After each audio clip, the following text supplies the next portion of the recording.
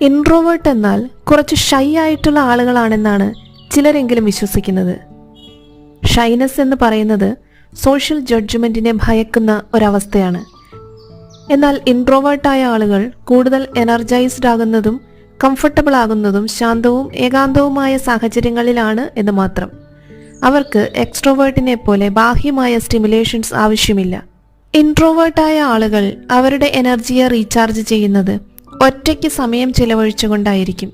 Social ഗ്യാതറിങ്ങുകളും ആൾക്കൂട്ടവും അവരുടെ energy drain ആക്കി കളയും.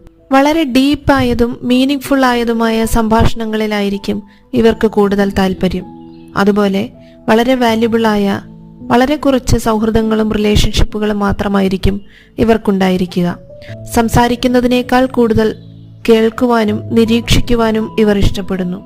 എക്സ്ട്രോവേർട്ടിന്റെ ലോകം പുറത്താണെങ്കിൽ ഇൻട്രോവേർട്സിന്